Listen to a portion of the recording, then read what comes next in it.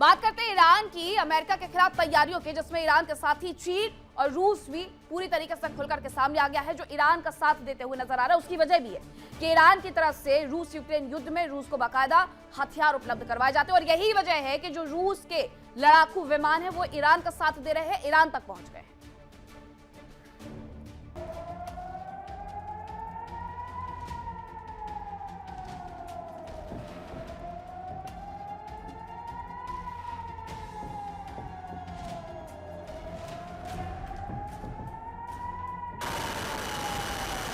Iran के border पर अमेरिकी सेना तैयार है।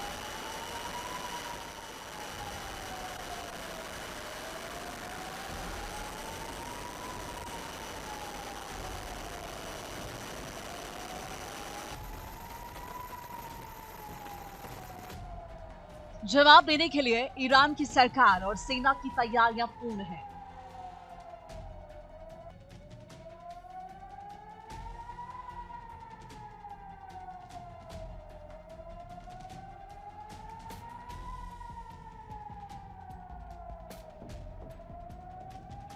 ईरान ने समंदर में तैनात अमेरिकी aircraft carrier USS Ibrahim Lincoln के पास अपना ड्रोन भेजकर अपने इरादे जता दिए हैं। ईरान का दावा है कि ड्रोन भले ही गिर गया, लेकिन उसका ऑपरेशन पूरा हो गया।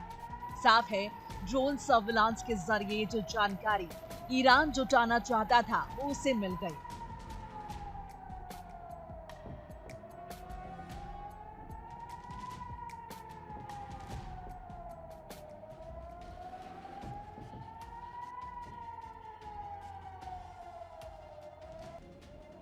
अमेरिका ने भले ही सर्विलांस ड्रोन को मार गिराया, लेकिन खास बात यह है कि इसके लिए अमेरिका को अपने F-35 फाइटर जेट का इस्तेमाल करना पड़ा, जबकि अमेरिका के पास लंबी दूरी की मिसाइल्स और दूसरे हथियार मौजूद हैं जिनसे ड्रोन को गिराया जा सकता था।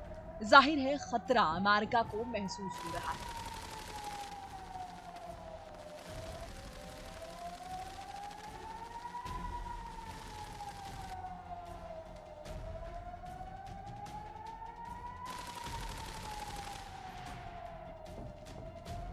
समंदर में स्पीड बोट और माइन्स, हवा में रूस और चीन से मिले विमान और जमीन पर IRGC के साथ ही रूसी जवान तैनात हैं।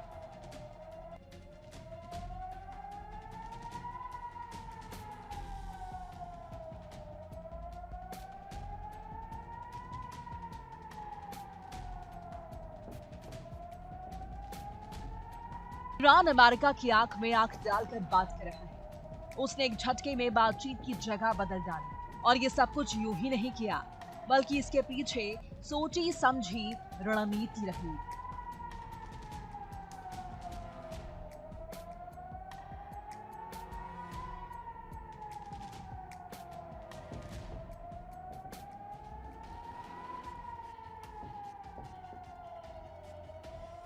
दरअसल ईरान जानता है कि नेटो के सहयोगी देश तुर्की में बातचीत होती, तो वहां अमेरिका के दूसरे सहयोगी देश भी चाहे अनचाहे आ ही जाते, जिसके बाद परमाणु कार्यक्रम के अलावा कई दूसरे मुद्दे भी बातचीत के टेबल पर आ जाते। बातचीत के दौर में बैलिस्टिक मिसाइल प्रोग्राम, प्रॉक्सी संगठनों को मदद और क्षेत्रीय मुद्दे भी आ ही जाते।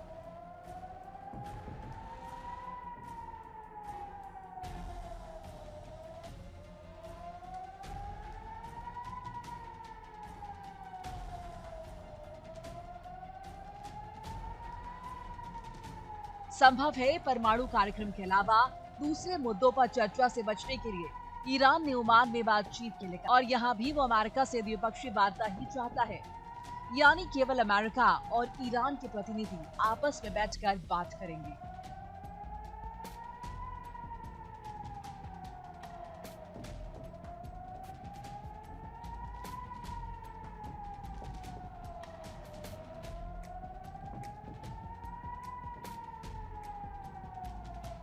अमेरिका के आक्रमण का जवाब देने के लिए ईरान की तैयारियां हर बीते दिन के साथ मजबूत होती जा रही हैं। ईरान में रूस के नए अटैक हेलीकॉप्टर देखे गए। सवाल यह है कि ईरान की कड़ी घेराबंदी के बावजूद रूस के हेलीकॉप्टर ईरान तक कैसे पहुंचे।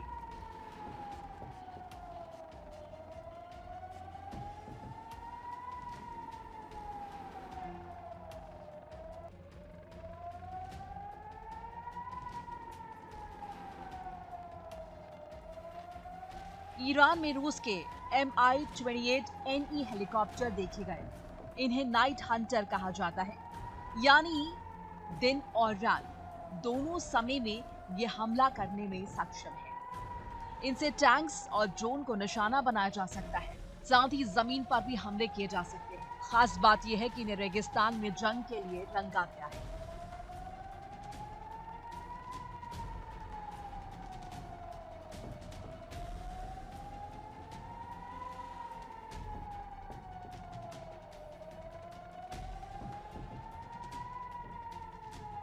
इस बीच ईरान ने जमीन पर रूस के S-400 एयर डिफेंस सिस्टम को तैनात किया।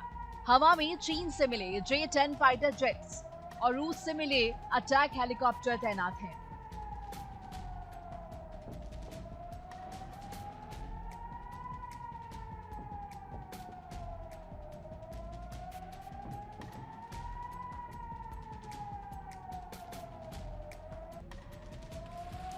अमेरिका से इस जमीनी जंग के लिए रूस के वैगनर लड़ाके भी ईरान पहुंच चुके हैं।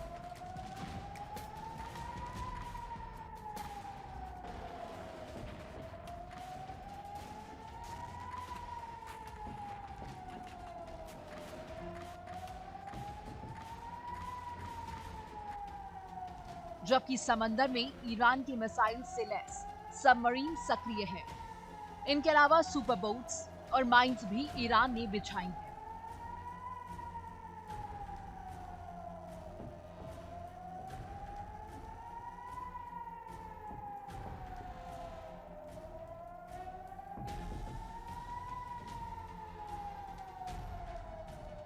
इन सब के बीच ईरान को लगातार रूस और चीन से मदद मिल रही है।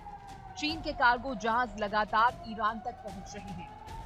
एक्सपर्ट्स का मानना है कि इनमें सैन्य सामग्री हो सकती है। खबरों के मुताबिक चीन और रूस के जहाज ट्रांसपोंडर बंद करके और रास्ता बदल करके ईरान तक हथियार और गोला बारूद पहुंचा रहे हैं।